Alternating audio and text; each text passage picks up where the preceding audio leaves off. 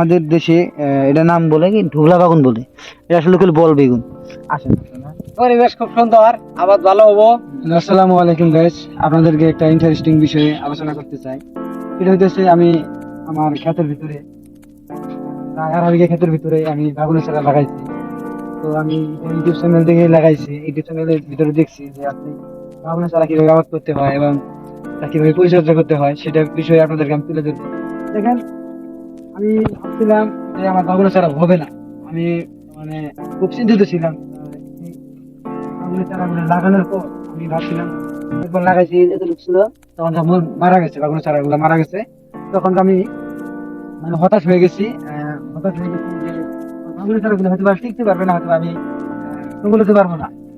তারপরে আমি ভাবলাম যে না, আর ছেড়ে দিলে তো চলবে না। আবার এই ইউটিউব চ্যানেলে দেখছি, দেখছি কিভাবে কি করে পরিচর্যা করে বাগুন ছেড়ে কিভাবে লাগাতে হয়, সেগুলো দেখছি। দেখে আর বছরে আবার শুরু করলাম। আবার হাল পাইছি ক্ষেতের ভিতরে বাগুনের চারাগুলো মনে করেন মারা গেছে একবার, ওগুলো আবার মনে করেন ভাঙ্গিয়া গেছে, ভাঙ্গিয়া আবার লাগাইছি। লাগাই মাশাআল্লাহ, আল্লাহ রহমতে এখন মনে করেন মোটামুটি আর কি একটা আমার একটা মনের ভিতরে একটা যে একটা দেখেন এই ক্ষেতটা, এই যে ভাইরা আমি যে আপনাকে বলছিলাম যে বাগুনের চারাগুলো মারা গেছিল, যে এই দেখেন এই চারাগুলো ছোটো ছোটো কি রে জানেন, এই ক্ষেতের চারাগুলো দেখা যাইতেছে চারিপাশে এগুলো বড় বড়, কিন্তু এগুলো ছোট হওয়ার কারণ হইতেছে যে বাগুনের চারাগুলো আমি লাগাইছিলাম, একবার লাগাইছিলাম মানে বৃষ্টির কারণে মানে মানে পয়সা গেছিল। সেই কারণে আমি চিন্তিত ছিলাম, একটু আগে আপনাদেরকে বললাম যেটা। তারপর আবার ভাঙ্গা লাগাইছি, লাগাইছি আবার এই বড়গুলো দেখা যাচ্ছে না, বড়গুলো মনে করেন আপনার নষ্ট হয় নাই, তেমন একটা নষ্ট হয় নাকি বৃষ্টির সময়। আর আপনারা জানেনই তো আসলে বাগুনের চারা রোপণ করতে কিরকম পরিশ্রম লাগে, কিরকম কামলা লাগে। আর দেখা যাইতেছে তো বাগুনের চারাতে প্রচুর পরিমাণে মনে করেন কীটনাশক ব্যবহার করা লাগবো। আর মনে করুন নিয়ম মাফিক দিতে হবে। আর অনিয়মে দিলে গেলে আপনারা জানেন তো বাগুনের চারাগুলো থাকবে না, নষ্ট হয়ে যাবে। তো আছে, এদিক দিয়ে দেখেন আমার মানে গাছগুলো অনেকটা মনে করেন এগুলো হইতেছে ইয়ার চারা, এগুলো হইতেছে তিলের চারা দিয়েছে, এগুলো দেয় আপনারা দেখুন। দু সাইডে তিলের চারা দিছি, এক সাইডে দিছি, কিন্তু আরগুলো দিইনি, কারণ যেমন একটা মানে আমি আজকে এবার ফার্স্ট টাইম তো মনে করেন বাগানের চারা লাগাইছি ক্ষেতের ভিতরে। খুব চিন্তিত মনে হইতেছে আমার, কারণ যে আমি কি আসলে সফল হতে পারবো কি না পারবো।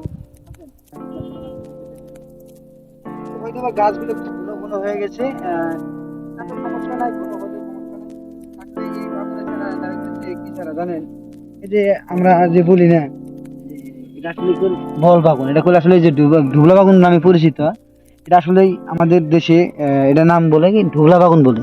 এটা আসলে হলো বল বেগুন। আসেন, ওই দুই পাশে দেখতেছেন, ওই যে দেখা যাইতেছে আমি দুইটা কামলা নিয়েছি।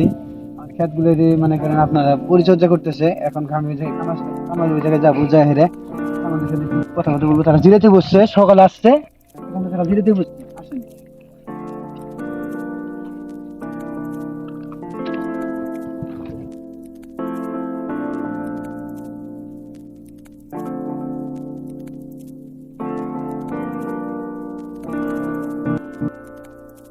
আসসালামু আলাইকুম।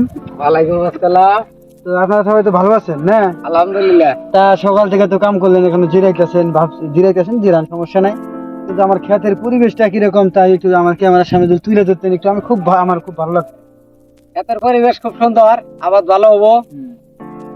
ক্ষেত নিরা নাকবো, ঘন ঘন সার দেন নাকবো, যত্ন করে নাকবো, ওষুধ দেন নাকবো। তা আমি কি এখান থেকে সাফল্য পাইতে পারি? হ্যাঁ, সাফল্য পাবেন।